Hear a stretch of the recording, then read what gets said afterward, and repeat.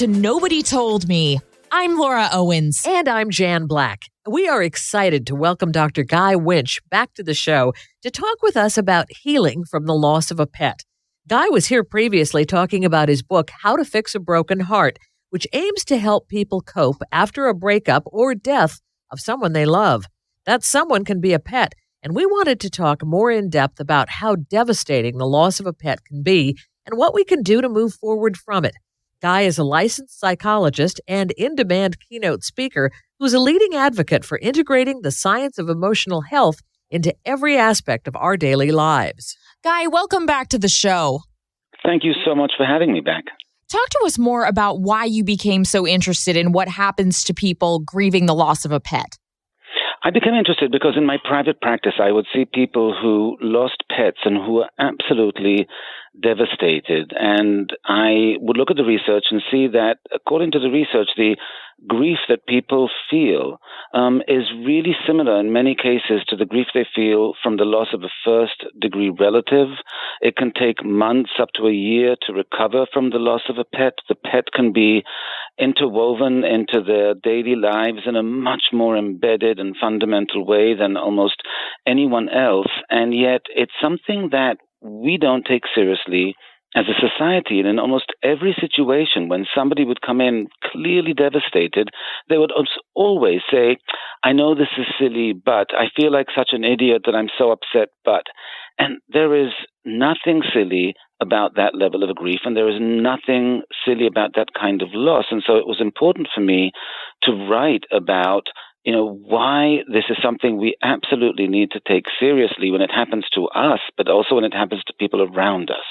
So do you think that means that because society doesn't take it so seriously that we never fully finish grieving the loss of a pet? We never really do it fully, I guess, in the sense that we don't have the kind of social support that we need and that we know is very important for recovery. We don't have the kind of recognition. In other words, I don't know anyone who goes into work and says to their boss, I need a day off because my cat just died, but their cat might have been there for 20-something years and accompanied them through every difficult moment of their life, and they might be truly devastated. But it just doesn't receive that kind of recognition. You would be judged for it. You can go to friends and talk about it, but after a week, it's like, oh, come on, get over it. It's been a week, just get another animal. And people who've lost pets understand that, but many people have not, and many people have in so much of their distant past that they've forgotten how absolutely devastating that can be. And you've been impacted by pet loss. Tell us more about your personal experience. My own experience is one in which, I had dogs growing up. There was, in one case when I was older, and the dog was, I think, around 11 at that point. We've had her for a long time, and we were moving out of the country, and we weren't able to take her with us, and she was a neurotic dog. She wasn't someone, a dog that would be easy at 11, and she was a collie. So, purebred dogs tend to live shorter lives, and so we decided to put her down. She had cancer, there were all these reasons, and putting her down was the most horrible experience that you could imagine, made maybe less horrible, maybe more interesting by the fact that the vet was a new vet, and the vet completely, kept looking at her and saying, she looks young. And we were like, yeah, okay, thank you. So, that's not necessarily helpful. And then he said, what if we cleaned up her teeth? And I'm like, not necessarily important right now. And he just had a hard time. He said, you know what, let's do this. I'll take her home, and I'll bring her in for a couple of weeks and see if I can find someone that she really connects with that will take her.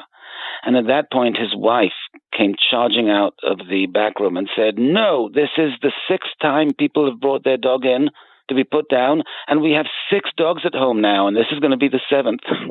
Oh my In other words, gosh. he just couldn't do it, so he kept taking them to his own home. And what we ended up with is he said, look, pay me for the injection. I will bring her here for 2 weeks.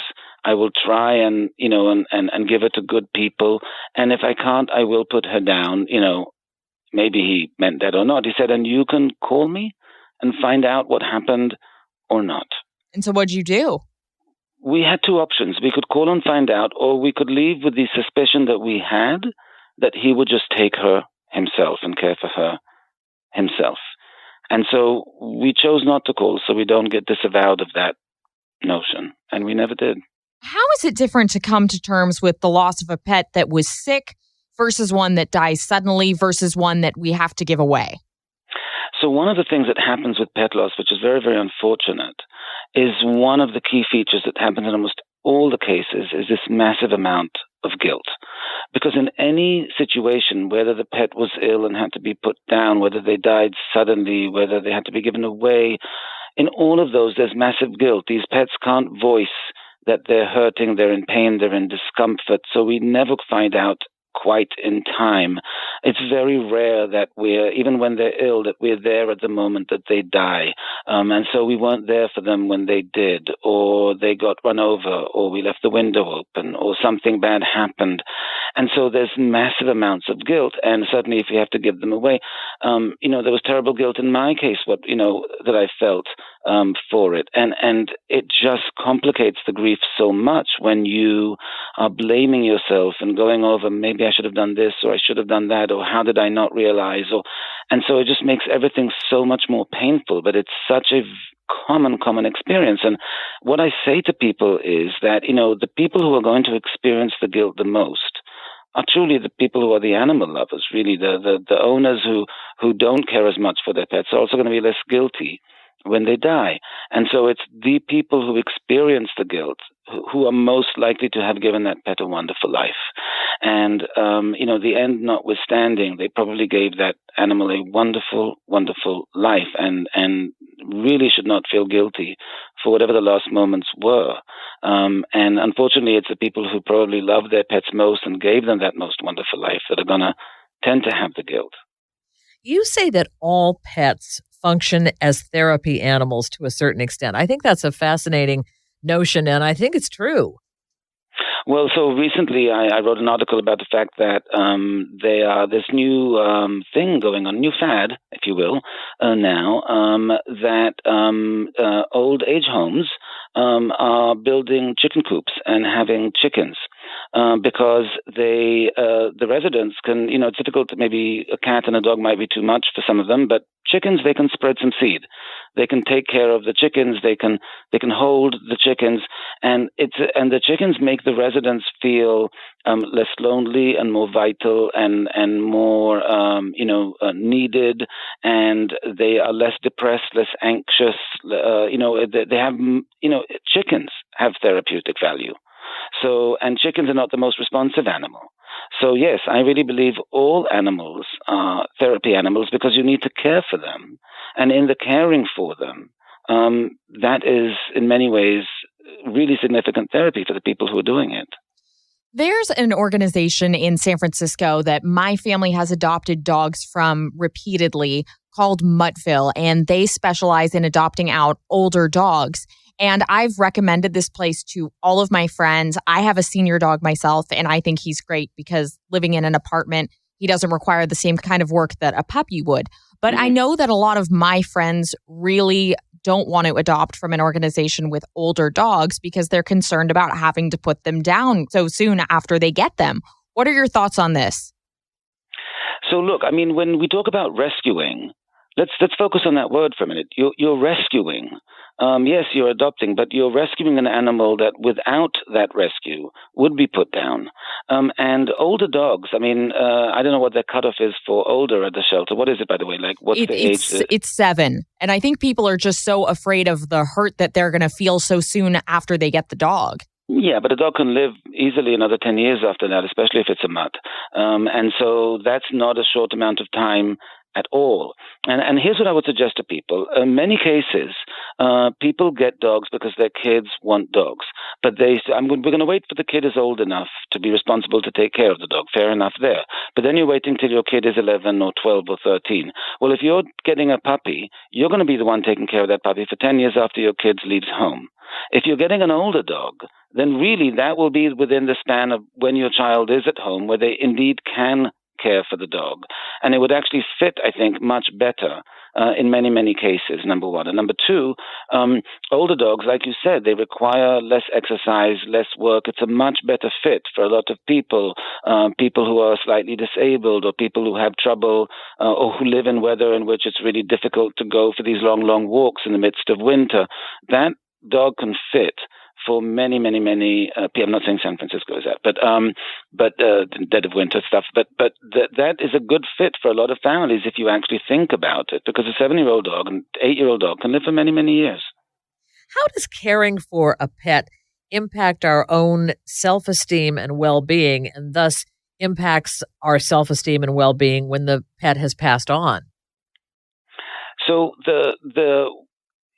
pets, like I said, are therapy animals in general. They make us feel good about ourselves. They make us feel connected. They make us feel needed. Dogs, especially when you come home, there is no human that's going to give you that consistency of excited reception. Dogs have very, very, short attention spans. So you can leave for an hour and come back and it's like you've been away for a month.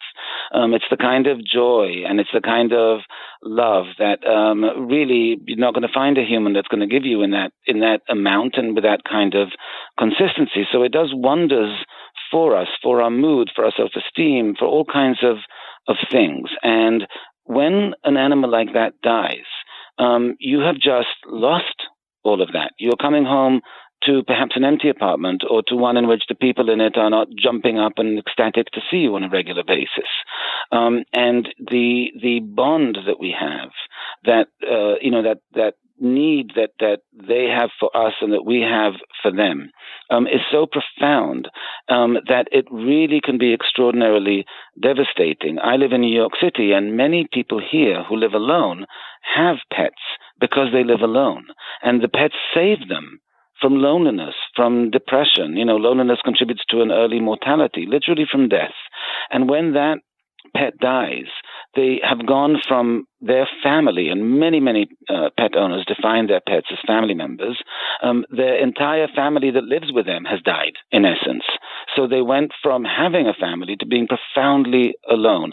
And the impact can be indeed profound. It can absolutely send people into depressions. It can make them feel terrible. You see people go into massive decline emotionally when their pet dies, especially when it's not handled well, especially when they are ashamed to talk about it because it's already been 3 weeks. Why are they so devastated? Or embarrassed to own up to how devastated they are when they're not seeking support. Many vets offer support groups for people who've lost pets, and there are many options to reach out online and in other places. But when people don't do that, the loss can be extremely devastating and very damaging to their mental health, on top of, in addition to, just the horrible pain of that kind of grief. And for people who are real true animal lovers and just love having the presence of a pet around, I know there's not a one-size-fits-all answer for this, but when do you think is too soon to get a new pet? And why does it feel like we're betraying our past pet to get a new one when in reality we're kind of helping their memory live on? I know it's the thing that it's such a wonderful question because it's the thing people are most hesitant about.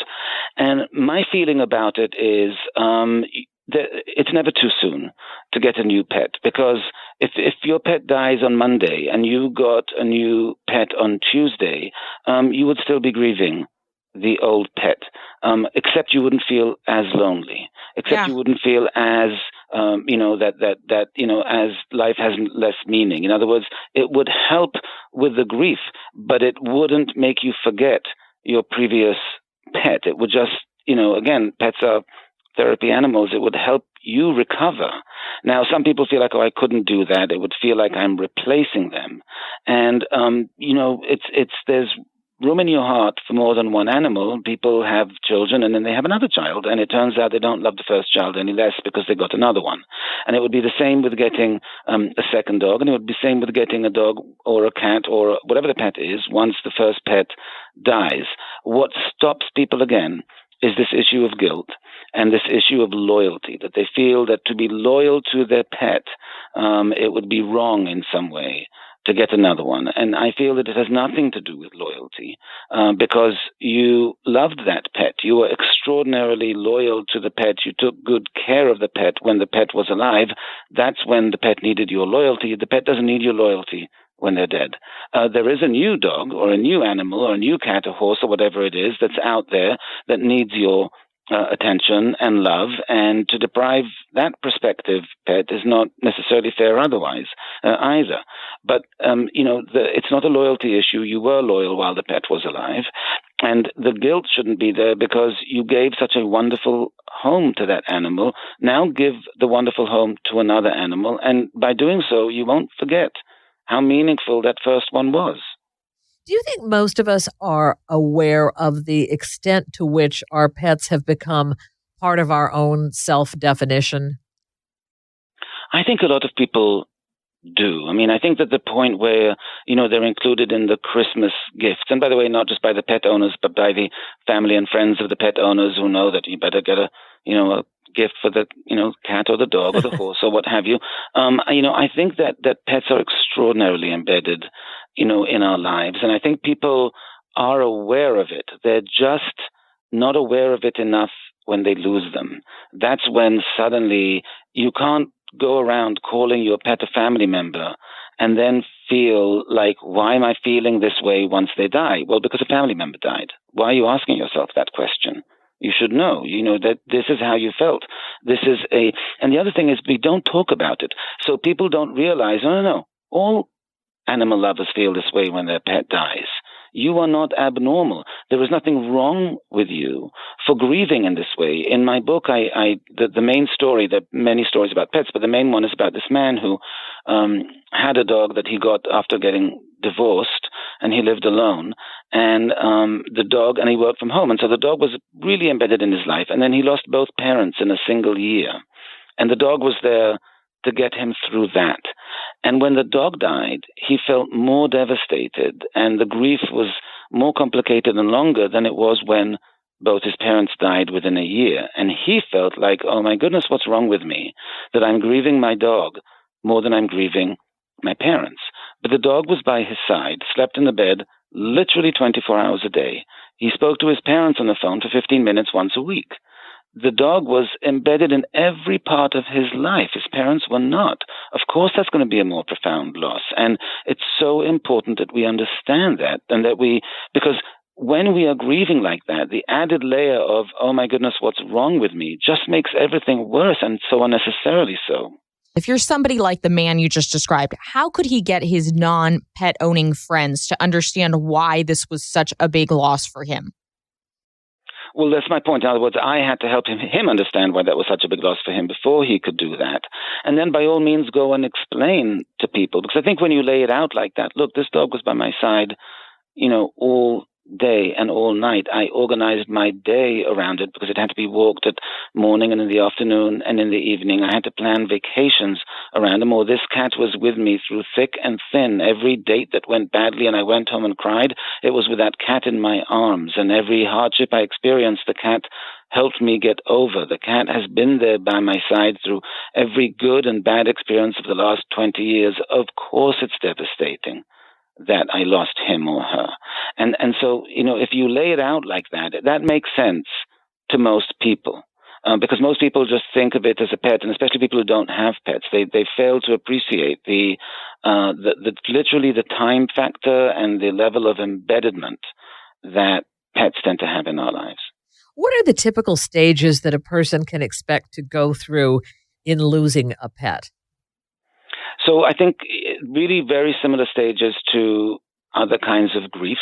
We know today the 5 quote-unquote stages of grief are not necessarily the way everyone tends to grieve, but people go through different stages. And at first there's this just wrestling with a new reality, just wrapping your mind around a new reality. You will wake up in the morning and suddenly realize, oh my goodness, I have to take the dog out, and then realize, oh no, the dog isn't there. You will, reach for the cat bowl to put something in it. You will, it takes a while to just train yourself or untrain yourself from the routines and the realities the absence of the pet implies. And that is, like I said, it's embedded in our lives. And so it's in so many different areas. You're out with friends for a drink and you realize, oh, I have to get home. Oh, no, I don't. And that's another shocking moment. So at first, you're just really getting used to this new reality. You're going to the supermarket and you don't buy the pet food anymore. And that's a horrible moment. So, all these firsts are always difficult when it comes to grief. The first time you don't do this, the first time you do this without the pet. And after, that, then there's this just massive sadness.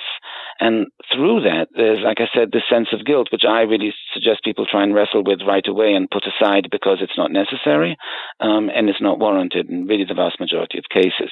And so if you can put aside the grief and you get used to this new reality, which just there's no expediting that process, because as you go through your routines and your days and your weeks, and Sunday was the day for the long walk and so on, till that first Sunday comes around, you won't have experienced that Sunday without the long walk. And so that just takes a certain amount of time, and the sadness hopefully will diminish in time. And especially if you give it the respect and the attention that it deserves, if you talk to people about it, if you share your grief with others, if you talk to other people who've lost pets and get the emotional validation and the support you need. And if you try and this is especially important, if you really try and recognize that there are all kinds of voids left in your life for people who own dogs and take them for long walks, well, what's replacing that form of exercise? Because it might have been significant. It might have been really the only exercise you're getting. So that's going to affect your health if you don't replace it. There are really these ripple effects from losing a pet that ripple out beyond just the loss of the bond and the loss of the animal to mental health and to relationships and to socializing and to, your Instagram page was all about your cat. Now what is it about? Now no one's following you because you're not posting any new pictures. So we really have to look at all the ways our life is really impacted by a loss of a pet and then address those things. Like I mentioned before, my family growing up rescued these older dogs, and we've also had a lot of horses over the years. And in the past, when one of them has died, what I've always done is the night that they've passed away, I take time to write down all of my thoughts about the animal when it's really raw and just emotional and I'm crying while I'm writing it. I'll get a frame that I'll find off of Etsy that has some words that I find encouraging or sweet, or I'll get a bracelet with the pet's name on it. What are some other special ways to memorialize a pet? And I've also read that funerals have become more common for pets, and I wanted to know what your thoughts were on that. Really, in these kinds of situations, it's about whatever the ritual is that gives you comfort. If you think about grieving in society for people, they're all about rituals. They're the wakes, they're the shivers, they're the different ways in which we find a ritual. There's the memorial services, all those things. And what those are rituals that are supposed to lend comfort. And so, for example, you sit and you write. And so, writing is very much an acknowledged form of emotional expression and of processing difficult feelings, as it were. But in a way, that ritual for you is, this is where I kind of pour it all out. And my assumption is that after that first kind of, writing session, then you've kind of gone through one of those stages of, okay, that stage is now done, of the writing. And then there's the memorializing in some kind of way. So a lot of people find ways to memorialize, and some people have, adapted from an Etsy frame perhaps to a funeral, and depends how they live and whether they put a tombstone up or whether they have some kind of other way to memorialize. But these are rituals that allow us to really bring other people into the mourning and grieving process and get the recognition of the loss that we're going through, which as a community, as a society, I think is very important. And so, I don't have anything against funerals for pets. I don't have anything against any ritual that is a person's way of memorializing the animal, coming to terms with the loss, processing their feelings, and hopefully it involves other people in a way that they can also get the support and the validation. My first experience with death was when our family dog had to be put to sleep when I was 7 years old. And I was devastated. And I was devastated, too, because I had never seen my own parents so upset as they were with having to put the family dog down. So I'm wondering what advice you would have in terms of helping children cope with this. It's interesting. I recently was interviewed by Maria Shriver, and she is someone who obviously experienced a lot of loss as a child with, two uncles being murdered, etc., and other kinds of losses. And she said one of the most devastating experiences was losing her family pet when she was a child.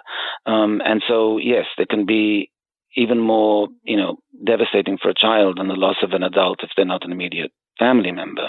And so one of the things that we need to do with children is what we need to do in any kind of form of grief, and that is allow them to express their emotions, validate their emotions, and have that conversation with them about, here's why it hurts when we lose people, and here's why it's difficult to get used to them not being around.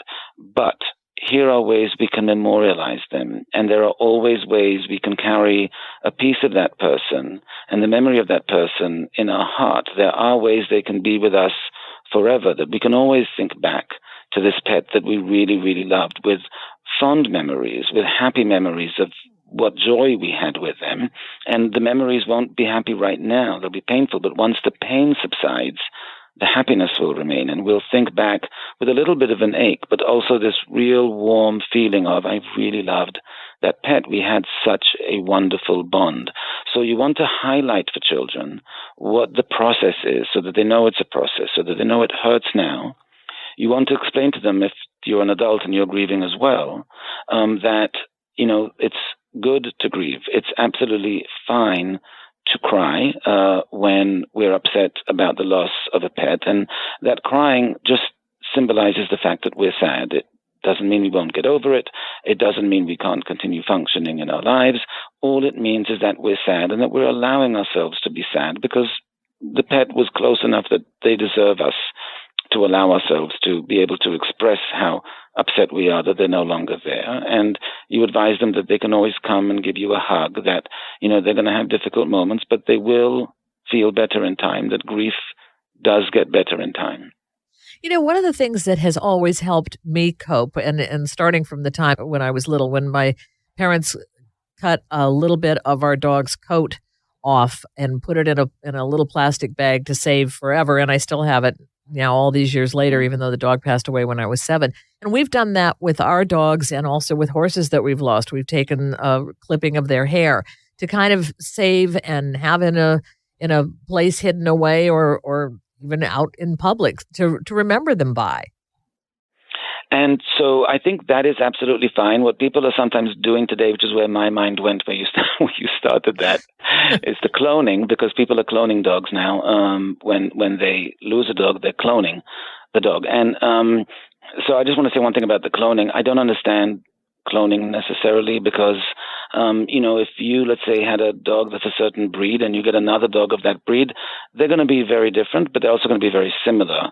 You don't really need to clone the dog because, it's not going to be the same anyway, right. Even if you clone. So why not just get another dog? But anyway, yeah. But memorializing in that way, having those, literally a physical part of the dog in a bag somewhere that you can, is again a way to memorialize. It's really serves the same function as a photograph or a video that reminds you of the animal. And so there's nothing wrong with it. This is the reminder, and when you have a collection of them over the years, then you can really look at that as a collection of, these are the reminders of all the animals that we've loved and that we've lost. And again, however you memorialize, whatever the rituals are that you choose that are meaningful to you are good by definition because they're meaningful to you.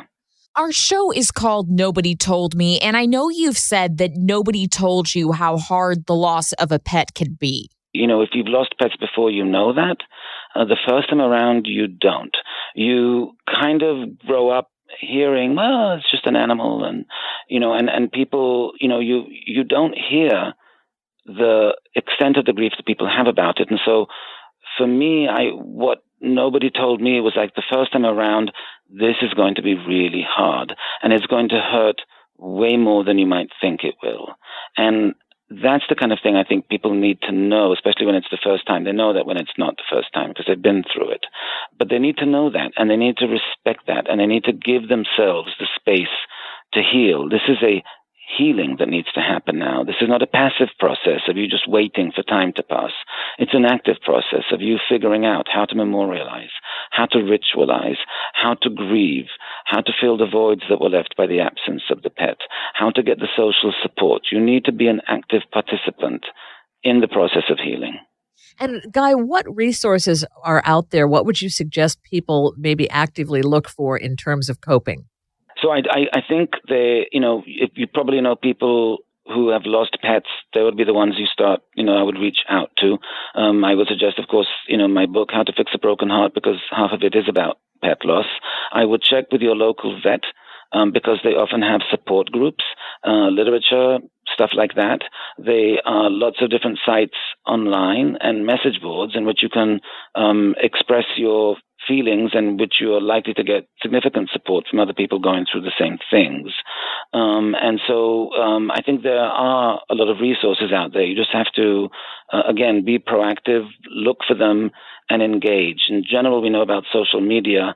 It makes people feel better, even Facebook and all those things, when you are using it actively, when you're not just looking at what other people are saying, but you're posting, you're sharing, you're interacting. So certainly when you're grieving, don't just look at message boards and see, oh yeah, other people feel like me. Leave a message, comment on someone else, interact. That will leave you feeling better. Guy, this has been such a fascinating conversation, and we really appreciate you joining us today. You've been listening to Dr. Guy Winch, whose book is called How to Fix a Broken Heart, and you can get that from bookstores everywhere. And his website is guywinch.com. I'm Laura Owens. And I'm Jan Black. And you've been listening to Nobody Told Me. Thanks for joining us.